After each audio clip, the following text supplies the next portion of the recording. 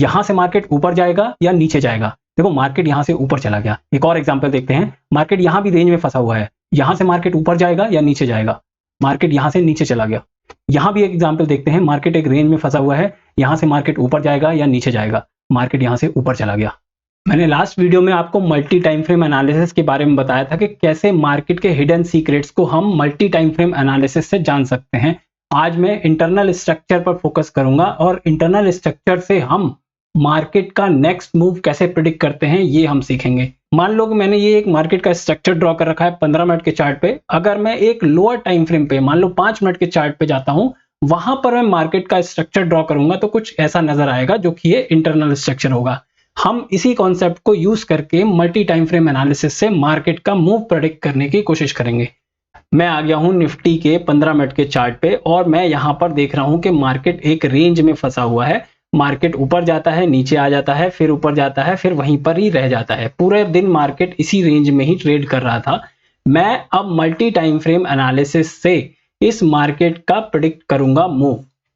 Multi time frame analysis के पहले video में मैंने आपको बताया कि टाइम फैक्टर का बहुत इंपॉर्टेंट रोल होता है। यहां पर मार्केट का टाइम फैक्टर या तो हम 3 लेंगे या 5 लेंगे। यहां पर मैंने लोअर टाइम फ्रेम के लिए 3 ले लिया, तो 15 डिवाइडेड बाई 3 मेरा 5 मिनट का टाइम फ्रेम आ गया। तो मैंने यहां पर 5 मिनट का चार्ट लगा लिया है। अब आप देखोगे मार्केट की पिक्चर थोड़ी थोड़ी यहां पर क्लियर होनी चालू हो गई है। अगर 25 तारीख को ना देख के हम एक दिन पहले देखते हैं 24 तारीख को क्या हुआ। मार्केट यहां गैप अप हुआ और market higher high higher low में चलने निकला। मार्केट सस्टेन भी कर रहा था बट यहां पर सेलिंग आई और मार्केट अपने डाउन ट्रेंड में आ गया। अब आप देखोगे मार्केट जब क्लोज हो रहा था तो मार्केट ने अपना लो तोड़ना बंद कर दिया था बट लोअर एंड पे ही बंद हुआ था। यहां पर हमारी कोई डायरेक्शन क्लियर नहीं आ पा रही है। बट जैसे ही 25 तारीख आई, 25 तारीख को मार्केट ने फिर से गैप अप दिया और आप देखोगे ये गैप अप को सस्टेन करने लग गया, प्लस एक चैनल में चलने लग गया।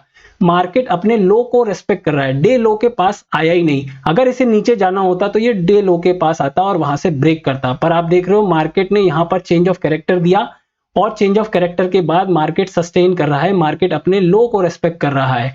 यहां पर थोड़ी लिक्विडिटी ग्रैब हुई बट अपने लो को रेस्पेक्ट करके ये एक चैनल में चलने निकला। अब यहां पर मेरे पास 3-4 कंफर्मेशन है। एक तो मार्केट चैनल में चल रहा है, वो भी अपवर्ड में।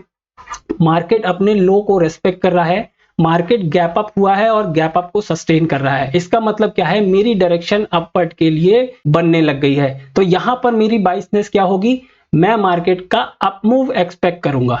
देखो इंटरनल स्ट्रक्चर से कितना इजी हो गया। मार्केट की जहां हमें 15 मिनट के टाइम फ्रेम पे डायरेक्शन ही नहीं दिखाई दे रही थी, वहां हम 5 मिनट के टाइम फ्रेम पे आए और हमें मार्केट ने पूरी पिक्चर क्लियर दिखा दी। तो इतना इजी है इंटरनल स्ट्रक्चर से मार्केट का मूव प्रेडिक्ट करना। अब नेक्स्ट देख लेते हैं। ये मेरा 24 फरवरी का चार्ट है। ये 15 मिनट का टाइम फ्रेम लगा रखा है। मार्केट फिर से एक रेंज में है। मार्केट ऊपर जाता है, मार्केट नीचे आता है, ऊपर जाता है, नीचे आता है, पर हमें कोई एक क्लियर डायरेक्शन नहीं दिख रही और मार्केट एंड तक अपने लो पर ही मार्केट क्लोज करता है। लो पर क्लोज करने पर हमारी एक बायसनेस तो बनती है कि मार्केट डाउन ट्रेंड में है और आप ऊपर भी देखोगे तो मार्केट डाउन ट्रेंड में ही आ रहा था। तो यहां पर हमारा एक कंफर्मेशन तो होता है कि मार्केट वीक है, बट हमें कंफर्मेशन ये नहीं है कि मार्केट नीचे जाएगा कल को या ऊपर जाएगा। तो हम चलते हैं फिर से मार्केट पर और अपने टाइम फैक्टर को लेते हैं 3 और 5 मिनट के टाइम फ्रेम पर चलते हैं वापस। जैसे ही मैं 5 मिनट के टाइम फ्रेम पे आता हूं, मुझे सारी चीजें क्लियर दिखनी चालू हो जाती हैं। मार्केट एक रेंज में फंसा हुआ है। जब भी मार्केट इस रेंज से बाहर निकलेगा तब हम ट्रेड करेंगे, ठीक है। और देखो यहां पर मार्केट क्या है, मार्केट अपना एक हाई मारता है और हाई को रेस्पेक्ट करते हुए वो नीचे ही रहता है। मार्केट फिर से ऊपर जाने की कोशिश करता है बट इस हाई को कभी भी तोड़ नहीं पाता, ये नीचे ही चला जाता है। मार्केट अपने लो पर ज्यादातर बार आ रहा है। हर बार देखो लो को मार्केट तोड़ने की कोशिश कर रहा है बट फिर से ऊपर चला जाता है। यहां पर मार्केट ने रेंज से बाहर निकलने की कोशिश की और फिर से वापस आ गया। यहां पर मार्केट ने एक इंटरनल स्ट्रक्चर और बनाया बट यहां पर क्या हुआ, मार्केट फिर से धड़ाम से नीचे गिर गया।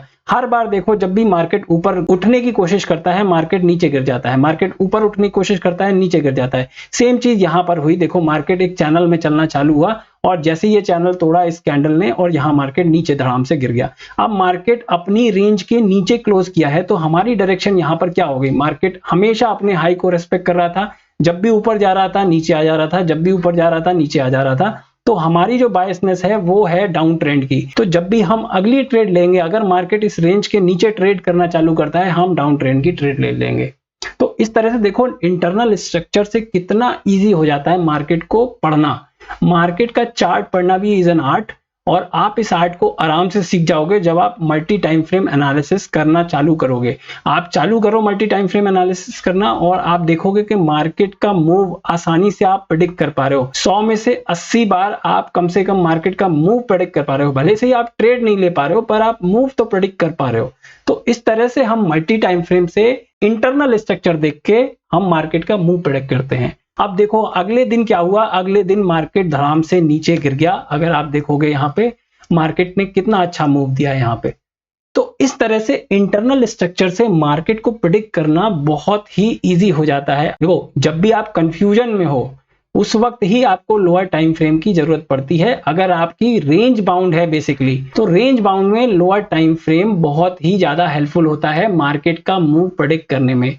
तो जो लोग कहते हैं मार्केट का मूव प्रेडिक्ट नहीं कर सकते, वो इस वीडियो को देख लें, एक बार समझ लें, प्रैक्टिस करें। उनको भी काफी टाइम, 100 में से लगभग 80 बार वो मार्केट के मूव को प्रेडिक्ट कर पाएंगे। मैं ये नहीं कह रहा आप 100% एकदम करेक्ट होगे, बट मार्केट की मोस्ट ऑफ द टाइम आप मार्केट का मूव प्रेडिक्ट कर पाओगे। तो बस दोस्तों आज के लिए इतना ही। Thank you so much for watching. Bye bye.